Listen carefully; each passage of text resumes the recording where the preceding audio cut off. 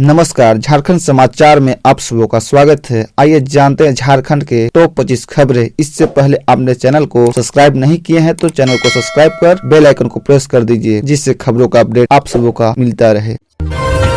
Jharkhand cabinet की बैठक में दुर्गा शरण यूनिवर्सिटी नए मॉडल डिग्री कॉलेज एवं अटल वायु अभ्युदय योजना पर मुहर। झारखंड मंत्रालय में सीएम हेमंत सोरेन की अध्यक्षता में कैबिनेट की बैठक हुई। दुर्गा शरण विश्वविद्यालय विधायक 2023 के अनुमोदन की स्वीकृति दी गई। झारखंड दुकान एवं संशोधन विधायक 2018 को वापस लेने की स्वीकृति दी गई। राज्य के वरिष्ठ नागरिकों के लिए केंद्र प्रायोजित योजना अटल वायु अभ्युदय योजना के क्रियान्वयन की स्वीकृति दी गई। इसके साथ ही अन्य कई महत्वपूर्ण निर्णय लिए गए। राष्ट्रीय उच्चतर शिक्षा अभियान के अंतर्गत स्वीकृति किए गए 10 नए मॉडल डिग्री कॉलेज में से साहेबगंज जिला अंतर्गत नए मॉडल डिग्री कॉलेज साहेबगंज को राज्य स्कीम में स्वीकृति कर इसके फंडिंग पैटर्न में परिवर्तन करने की स्वीकृति दी गई।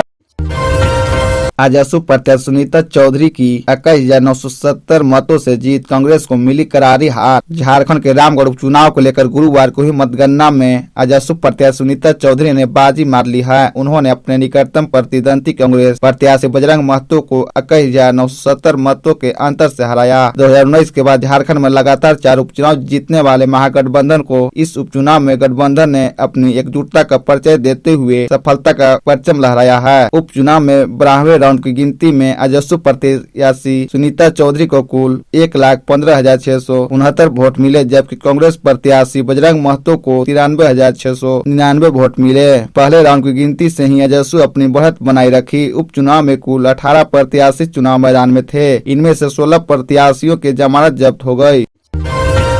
मार्च के तीसरे हफ्ते से झारखंड में चलेगी लू, पारा जाएगा 40 के पार। 63 दिन से नहीं हुई बारिश। पिछले कुछ वर्षों में झारखंड के मौसम में असामान्य बदलाव आया है। मौसम विज्ञान विभाग की माने तो वर्ष 2016 के बाद से ऐसा पहली बार आया है जब 63 दिन बीते लेकिन झारखंड में बारिश की एक बूंद तक नहीं पड़ी। बताया जाता है कि एंटी साइक्लोनिक सर्कुलेशन की वजह से बारिश नहीं हुई। इस वर्ष उत्तर भारत में अपेक्षाकृत कम बारिश हुई, जिसकी वजह से फरवरी में भी ठंड का एहसास नहीं हुआ। मौसम के हालात में ऐसे है कि फरवरी में ही तापमान अपना रंग दिखाने लगा था। दोपहर का पारा लोगों को पसीना छुड़ाने लगा है। बता दें कि इस वर्ष फरवरी माह का तापमान अधिकतम 33 डिग्री सेल्सियस तक पहुंच गया। 2016 में फरवरी माह का अधिकतम तापमान 34 डिग्री सेल्सियस तक रहा था। बता दें कि न केवल राजधानी रांची बल्कि दूसरे शहरों में भी तापमान में इजाफा हुआ है। मौसम विभाग का अनुमान है कि रांची में गर्मियों में अधिकतम तापमान 35 से 37 डिग्री सेल्सियस तक जा सकता है।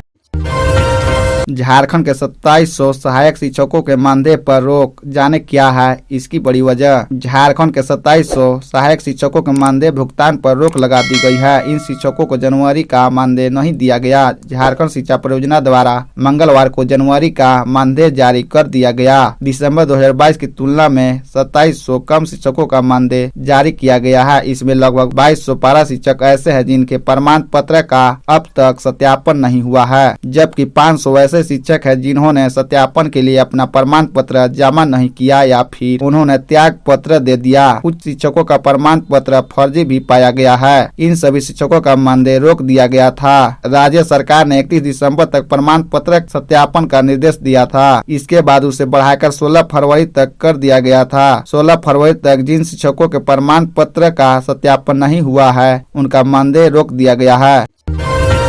झारखंड के डॉक्टर 13 मार्च से जा सकते हैं अनिश्चितकालीन हड़ताल पर, जाने क्या है उनकी मांग। डॉक्टरों पर हो रहे हमलों और मारपीट के विरोध में आईईएम और साझा के बैनर तले सोमवार को राज्य भर के डॉक्टरों ने ओपीडी का बहिष्कार किया। सरकारी और निजी अस्पताल के करीब 13,000 से ज्यादा डॉक्टरों ने ओपीडी में अपनी सेवा नहीं दी। मेडिकल कॉलेजों में भी ओपीडी प्रभावित रहा। इधर कार्य बहिष्कार के बाद आईईएम और झांसा के पदाधिकारियों ने शाम को रांची स्थित आईईएम भवन में बैठक की। इसमें सर्वसम्मति से सभी डॉक्टरों ने 13 मार्च से अनिश्चितकालीन कार्य बहिष्कार करने का निर्णय लिया। हालांकि पदाधिकारियों का कहना था कि अगर इस बीच सरकार उनकी मांगों पर फैसला ले लेती है तो आंदोलन स्थगित कर दिया जाएगा। इधर बुधवार को जिलों में आईईएम और झांसा के पदाधिकारियों ने ओपीडी की सेवाएं बंद करा दी, जिससे मरीजों को परेशानी हुई।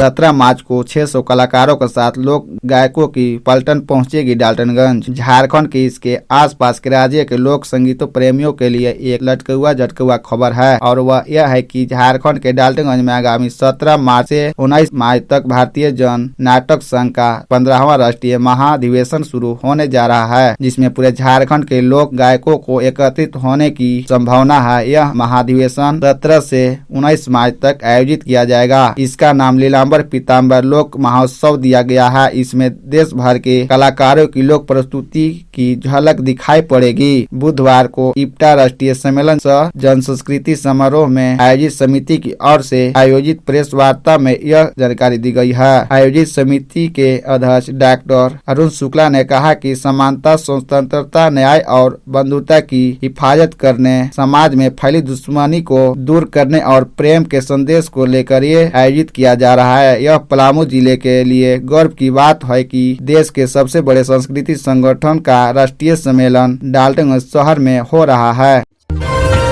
रांची के मेकुलीगंज में नक्सलियों ने की गोलीबारी, 2 मजदूर घायल। RIMS refer. रांची के मेकुलीगंज में नक्सली हमला हुआ है। नक्सलियों के गोलीबारी में 2 मजदूर घायल हो गए हैं। दोनों मजदूरों के पैर में गोली लगी है। घायलों को तत्काल बेहतर इलाज के लिए रिम्स रेफर किया गया है। वही पुलिस मामले की छानबीन में जुट गई है। नक्सलियों ने गोलीबारी के बाद घटना स्थल पर पर्चा छोड़कर पुलिस मुखबिर बंद करने की चेतावनी दी है। जानकारी के अनुसार बुधवार की देर रात मेकुलीगंज थाना क्षेत्र के जोबिया में नक्सलियों ने धावा बोलकर राजन साहू के ईट भाटा में गोलीबारी की। लातेहार जिले की जंगल की ओर से 7-8 की संख्या में आए नक्सलियों का नेतृत्व एक वर्दीधारी कर रहा था। नक्सलियों के ईट भट्टा में आते ही कार्यरत से भट्टा संचालक राजन साहू का मोबाइल नंबर मांगा। जब तक मजदूर कुछ नहीं समझ पाया, नक्सलियों ने गोली चला दी। इसी गोलीबारी में मर्डर निवासी 40 वर्षीय राजकुमार और लातेहार निवासी 25 वर्षीय सोमरा उरांव घायल हो गए। दोनों मजदूरों के पैर में गोली लगी है।